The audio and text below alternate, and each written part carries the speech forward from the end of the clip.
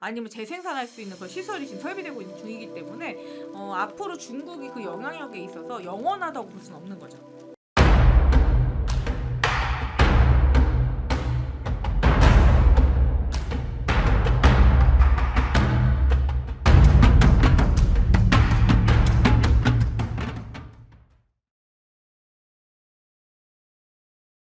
안녕하십니까 선생님. 안녕하십니까, 만사입니다. 오늘도 촬영 시간 만들어서 감사합니다. 감사합니다.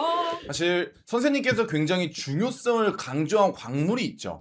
히토류. 맞습니다. 네. 히토리오 사실 들어보신 분들도 굉장히 어떻게 보면 새롭게 들으시는 분들도 있고 그렇죠. 관심이 많으신 분들은 또 많이 들으셨을 것 같은데 네. 앞으로 일단 히토리오에 대한 중요성이 중요한 건 사실인가요? 네, 그렇죠. 아무래도 모든 전자기기부터 통신기기, 그리고 지금 AI 데이터 센터 관련해서 모든 증축에 관련돼서 히토류가 일부는 다 들어갈 수밖에 없는 입장이고요.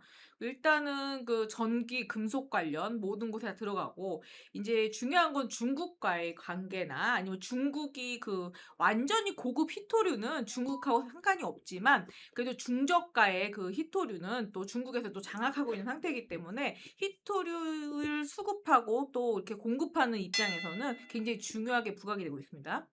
선생님이 말씀하신 것처럼 중국이 글로벌 히토리 공급량에 있어서 굉장한 영향력을 보여주고 있는데요. 그쵸? 이 최근에 관련된 기사로 핵심 이 히토리 관련해서 핵심 소재 제조하는 특허 분야가 미국과 일본에게 굉장히 뒤처질 수 네. 있다라는 얘기가 나왔습니다. 그렇죠. 아무래도 지금 그런 것도 있지만 우리나라에서도 지금 히토류를 대체할 수 있는 뭔가의 물질 개발에 힘쓰고 있기 때문에 조만간 대체품이 나올 수도 있고요. 히토류 없이도 뭔가 지금 그렇잖아요. 옛날에는 굉장히 세라믹 그 소재라고 해서 그 열 전도율을 약간 저하시킬 수 있거나 열 폭주나 이런 걸 잡을 수 있는 물질을 뭔가 대체품을 지금 만들고 있는데, 원래는 반도체에 텅스텐 들어가잖아요. 그 텅스텐 대체품을 만들어내듯이 똑같습니다. 히토류도 그걸 대체할 수 있는 품목을 좀 개발 중에 있고요. 리사이클링을 통해서 히토류를 갖다 재사용하거나 아니면 재생산할 수 있는 그런 시설이 지금 설비되고 있는 중이기 때문에 앞으로 중국이 그 영향력에 있어서 영원하다고 볼 수는 없는 거죠. 중국의 히토리오 장악력이 영원하지 않을 수 있다. 그렇죠. 그럼 이 히토리오 완전 순항형 시스템, 선생님이 말한 리사이클링 네. 가능할까요? 가능하죠.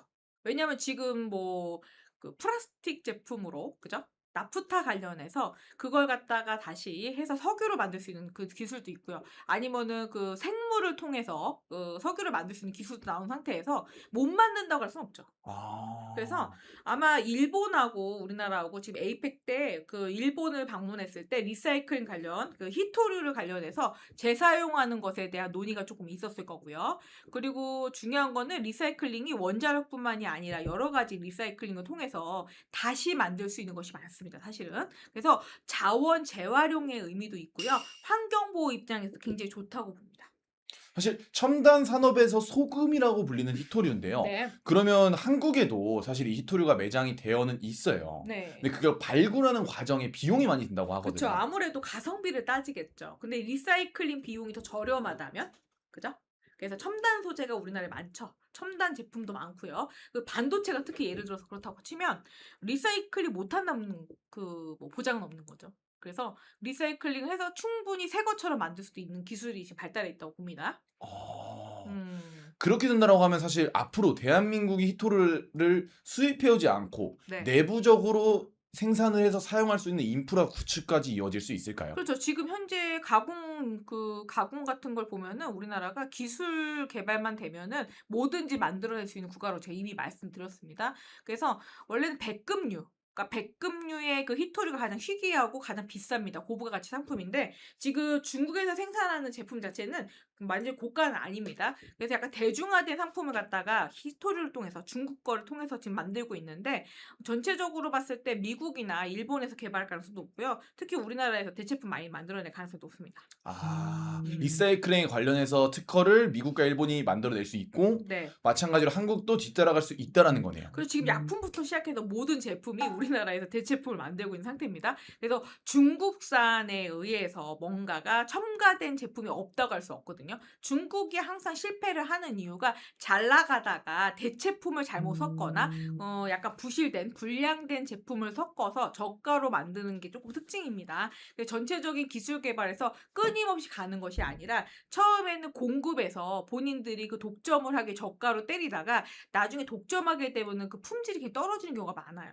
근데 그런 부분 때문에 전 세계적으로 불신이 많은 건데 요번에도 아마 그렇지 않을까 싶네요. 히토류도 마찬가지로 네. 비슷한 수순을 밟아서 네. 결국 전 세계를 장악하고 있는 패권을 이룰 수 있다. 그렇죠. 가짜 히토류가 나오지 말라 먹었겠죠. 자, 지금 가짜금이 문제가 됐었습니다. 그러면 히토류 공급이 굉장히 관건이라면 가짜 히토류가 나오지 말라는 법도 없다는 거죠. 사실 지금 마찬가지로 첨단 산업에서 소금이라고 불리기 때문에 네. 굉장히 많은 양이 필요하고 네. 또 히토류가 전 세계적으로 많이 매물돼 있는 게 몽골이라고 하더라고요. 네, 몽골도 있고요. 내몽골 중에 지금 많이 매장되는 걸로 알고 있고요. 그래서 지금 내몽골에서 어떻게 보면 중국하고 협약을 해서 많이 수출을 하려고 기여를 했던 부분도 있지만 지금 관계 악화로 인해서 약간 수급이 어려워질 수도 있습니다. 아, 몽골과 중국 간의 관계 악화로 인해서. 그렇죠. 왜냐하면 그 거래 관계에 있어서 몽골한테 갑질하고 있는 게 중국입니다. 그래서 굉장히 불합리한 조건에 지금 성립된 계약 관계가 있기 때문에 앞으로 그것이 불거질 가능성이 높고요. 그래서 몽골 사람들이 한국 사람 되게 좋아합니다. 그래서 계약 조건이 불리한 조건으로 중국이 거래를 하고요. 월권 행사하는 부분이 있기 때문에 지금 몽고하고 중국 간의 관계가 좋지 않습니다. 그러면은 몽골로부터 사실 기술력이나 인프라는 갖춰져 있다라고 말씀을 해주셨잖아요. 네. 몽골로부터 대한민국이 직접 수입해와서 사용한다면 더 싸게 많이 생산할 수 있는 거 아닌가요? 그렇죠. 북극 항로 관련해서도 그렇고요. 여러 가지 뭐 내륙 항로 뭐 개발을 할 거고요. 또 지금 뭐 횡단 열차 같은 그런 부분도 예전에 나왔었잖아요. 그래서 블라디보스토크 통해서 러시아를 지나기 전에 그 외곽 쪽으로 해서 돌아서 우회해서 만약에 갖고 올 수 있다면 가능할 수도 있죠.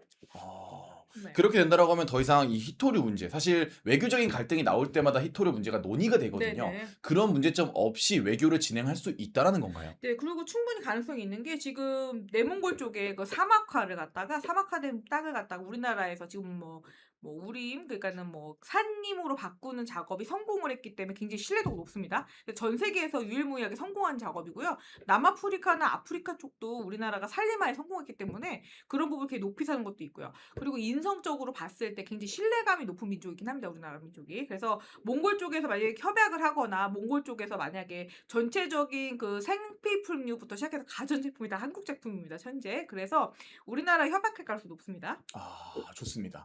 그럼 그 과정에서 좀 주목해 봐야 될 산업이 있다면 어떤 게 있을까요, 대표님? 아무래도 지금 뭐 몽골 관련인가요? 아니면 몽골 히토류 관련해서. 몽골 히토류 관련해서 뭐 지금 전자제품도 그렇지만 반도체도 그렇고요. 전체적으로 이렇게 소재 자체가 히토류를 쓰게 되면은 굉장히 그 전도율이 좋다고 할 수 있겠죠. 전기 전도율이 좋아지기 때문에 그런 부분이 아무래도 관련해서 발달할 수 있겠죠. 그러니까 전기 관련 제품이나 전자제품이 많이 들어갑니다. 사실은. 그래서 그쪽 관련해서 지금 만약에 내몽골하고 만약에 유통이 된다면 굉장히 시너지 효과가 크겠죠. 전 세계에 나가는 그 원자재 비용을 줄일 수도 있고요. 그리고 좀 더 신뢰감 있게 앞으로 또 장기적인 계약이 이루어진다면 협력 관계로 갈 수 있겠죠. 그래서 지금 뭐 중국하고 틀어진 게 몽골만 그런 것이 아니라 티베트부터 시작해서 지금 자치지구 뭐 여러 가지 그 소수민족들하고 마찰이 큽니다. 그래서 중국이 지금 댐 설치로 인해서 그 나머지 국가들은 물 부족 현상을 겪고 있는 건 사실입니다. 그래서 베트남하고도 사이가 안 좋습니다.